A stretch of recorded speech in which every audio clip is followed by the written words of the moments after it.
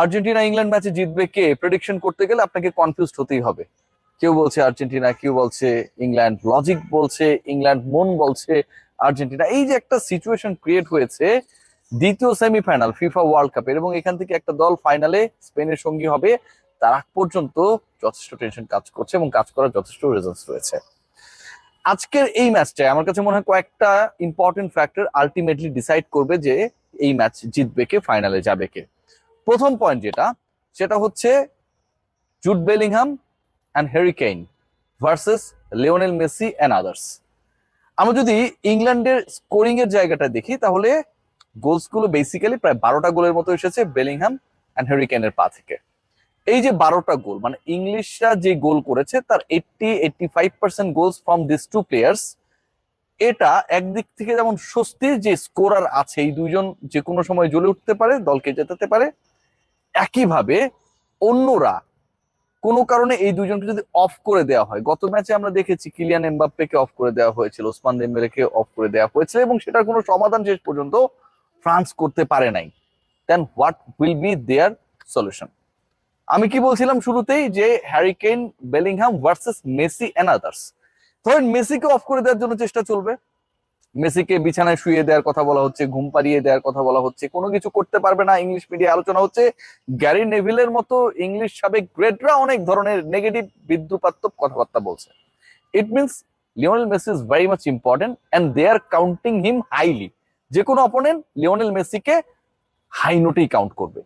এখন আপনি লিওনেল মেসিকে যদি অফ করে দেন, মানে ঠিক যেভাবে আমি বলছিলাম যে হ্যারি কেইন এবং বেলিংহামকে যদি আর্জেন্টিনা অফ করতে পারে, লাইক দ্য আদার ম্যাচ যেখানটা এমবাপ্পেদেরকে অফ করে দেওয়া হয়েছিল, দ্যাটস ওয়াই ফ্রান্স স্কোর করতে পারে নাই। সো ওই জায়গাটায় কিন্তু ইংলিশ লাইন আপে এমন কেউ নেই, এমন কোন গ্রুপ অফ ফুটবলার্স নেই যারা আসলে ওই ডেড লকটা ভাঙার জন্য, হ্যারি কেইন এন্ড বেলিংহামের অভাব পূরণের জন্য এভেলেবেল। আপনি যদি মেসিকে অফ করে দেন, মানে একটু রিভার্স করে যদি চিন্তা করি, আর্জেন্টিনার ঠিক একইভাবে একই রোল প্লে করার জন্য আমার কাছে মনে হয় নাম্বারস অফ ফুটবলার্স রয়েছে। আপনি খেয়াল করে দেখবেন আলভারেজ লাস্ট ম্যাচে দারুণ গোল করেছে, এবারে টুর্নামেন্টে লটারো মার্টিনেজ তার সেকেন্ড গোলটা দেখা পেয়েছে। এর থেকেও বড় ব্যাপার, এই যে Alvarez, Lautaro Martinez, Lionel Messi, এদের তিনজন মিলে টোটাল নাম্বার অফ গোলস হচ্ছে কয়টা? 11টা। এর বাইরে আরো 6টা গোল হয়েছে, এবং এই 6টা গোল আর্জেন্টিনার 6জন ডিফারেন্ট ফুটবলার করেছে। ডিফেন্ডাররা এসে গোল করেছে, রোমেরোদের গোল করতে আমরা দেখেছি, মিডফিল্ডাররা গোল করেছে, ম্যাগালিস্টারদের আমরা গোল করতে দেখেছি। এই যে অ্যাবিলিটি টু স্কোর, যে কোনো মোমেন্টে যে কেউ স্কোর করার জন্য, গোল করার জন্য রেডি, ওই জায়গাটা আমার কাছে মনে হয় আর্জেন্টিনা ডেফিনেটলি 45-55, মানে দুই দলের যদি আপনি পার্সেন্টেজ হিসাব করেন, সম্ভাবনার জায়গায়, প্রবাবিলিটির জায়গায় এগিয়ে। পয়েন্ট নাম্বার 2, ছন্দ। আপনি যদি খেয়াল করেন যে ইংলিশ ফুটবলের ছন্দের যে ঢেউ, মানে শুরুটা যারা যেভাবে করেছিল, ঘানার সাথে তারা আটকে গিয়েছিল, এরপরে যত প্রগ্রেস করেছে ওয়ার্ল্ড কাপ, সবাইকে চমকে দিয়ে টপ 4-এ ইংল্যান্ড খেলবে, এক্সপেকটেশনসটাও যাদের মধ্যে ছিল না, সেটা ultimately they make it sure. আর্জেন্টিনার কি হয়েছে? প্রথম ম্যাচে খুব ভালো করেছে, লিওনেল মেসি হ্যাটট্রিক, পরের ম্যাচে লিওনেল মেসি আরো 2টা গোল, থার্ড ম্যাচে Messi and the other players তারা আসলে শুরুর লাইন আপই ছিলেন না, 9 জন নতুন ফুটবলারকে স্কালোনি নামালেন। এরপরে সময়টা যত গেছে আর্জেন্টিনা হার্ড টাইম পাস করেছে। সেই হার্ড টাইমটা কখনো করেছে কেপ ভার্দের এগেনস্টে, কখনো করেছে ইজিপ্টের এগেনস্টে, কখনো করেছে সুইজারল্যান্ডের এগেনস্টে।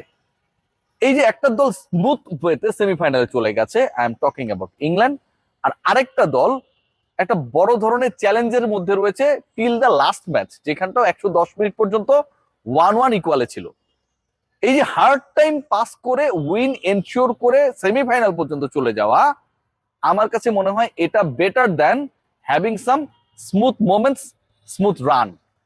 স্মুথ রান কেন আসলে সব ক্ষেত্রে আসলে গুরুত্বপূর্ণ না, বা কিছু কিছু ক্ষেত্রে সেটা আপনার দলের জন্য হিতে বিপরীত হতে পারে। জাস্ট একটা এক্সাম্পল দিব, এখন থেকে 24 ঘন্টা আগে, 24 ঘন্টারও কম সময় আগে, ইফ ইউ লুক ব্যাক, আপনি দেখবেন যে ওই ম্যাচে, মানে লাস্ট যে সেমিফাইনালটা হলো, প্রথম সেমিফাইনাল, সেই ম্যাচে কেন আসলে ফ্রান্সকে এগিয়ে রাখা হয়েছে? কারণ ফ্রান্সের জার্নিটা স্মুদার দ্যান স্পেন।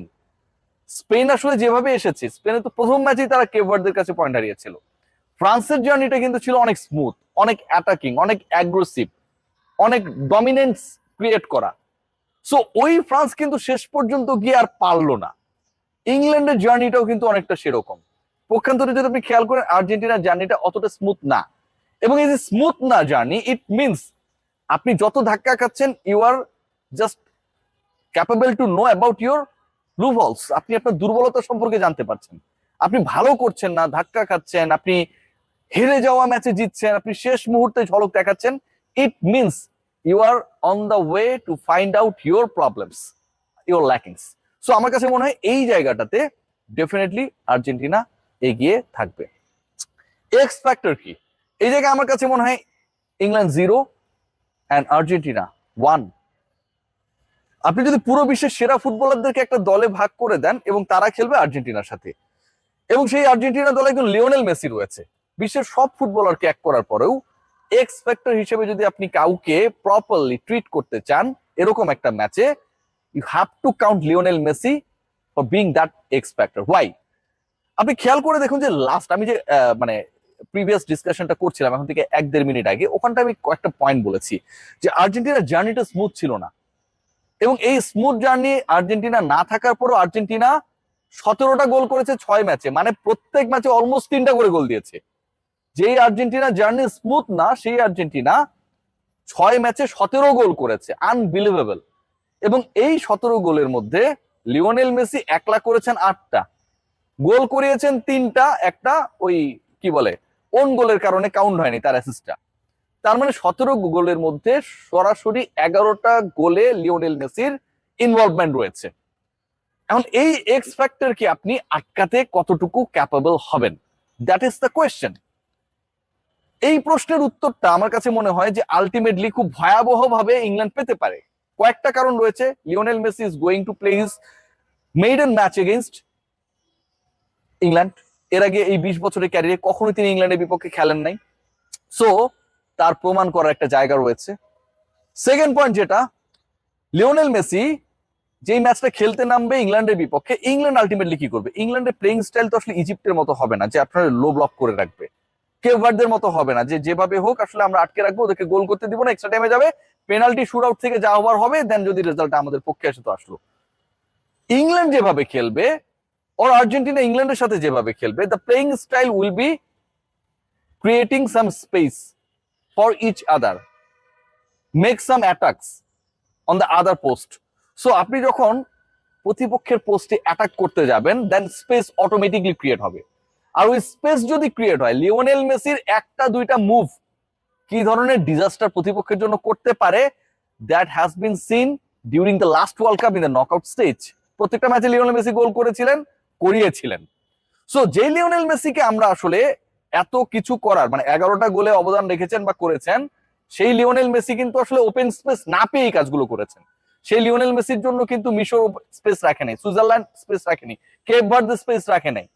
কিন্তু ইংল্যান্ডের বিপক্ষে যখন খেলা হবে, ইংলিশ প্রিমিয়ার লিগের দলগুলো খেলা যদি আপনারা দেখেন, ফলো করেন, অথবা ইংল্যান্ডের প্লেইং স্টাইল যদি দেখেন, ঠিক ওই জায়গাটায় মেসির জন্য স্পেস ওপেন হওয়া এবং মেসি সেখান থেকে ক্রিয়েটিভ কিছু একটা বের করে আনবেন, সেই probability is very high. So এই জায়গাটা আমার কাছে মনে হয় আর্জেন্টিনা একটা ফেভারেবল পজিশনে থাকবে। এই ম্যাচের আগে ইতিহাস, ঐতিহ্য, সাবেকদের কথাবার্তা সবকিছুই সামনে আসছে, but you have to put in your mind that এই মুহূর্তে আর্জেন্টিনা দলটাকে নিয়ে অনেক আলোচনা রয়েছে, অনেক সিনিয়র ফুটবলারদের উপরে স্কালোনির ভরসা নিয়ে অনেক ধরনের আলোচনা রয়েছে, বাট ওয়ার্ল্ড কাপে আপনি ওয়ার্ল্ড কাপ জেতার এক্সপেরিয়েন্স নিয়ে একটা সেমিফাইনাল খেলতে যাচ্ছেন, এটা ভাই অন্যরকম কিছু, যেটা ইংল্যান্ডে নেই। You have a bunch of experience footballer. একই সাথে যখন লিওনেল স্কালিনি বলছে যে হয়তো ডিফারেন্ট ফরমেশনে নামবো আমরা, সেটা কি হবে ডিউরিং দ্য ম্যাচ আপনারা জানতে পারবেন, এটাও কিন্তু আমার কাছে অ্যালার্মিং মনে হয়। আর্জেন্টিনা যদি একদিকে নিকো গঞ্জালেস আরেকদিকে জুলিয়ান সিমিওনেকে নিয়ে উইং বেস্ট অ্যাটাক ক্রিয়েট করে, যদি আর্জেন্টিনা 2-5-3 ফরমেশনে যায়, যেটা মানে ডিউরিং দ্য ম্যাচ যখন হচ্ছে অ্যাটাক করতে যাবে তখন 2-5-3, আবার যখন হচ্ছে ডিফেন্ড করতে হবে তখন হচ্ছে 5-3-2, মানে আরো দুজন পিছনে চলে আসলো, এবং দুই উইং থেকে যদি আর্জেন্টিনা অ্যাটাক করে, যে অ্যাটাকটা আলটিমেটলি এর আগে জেনারেট হয়েছে ফ্রম দ্য মিডফিল্ড, তাহলে it could be a different match. আমার কাছে মনে হয় Argentina has a big possibility to astonish the world who are supporting right now England as being the champion of the next match.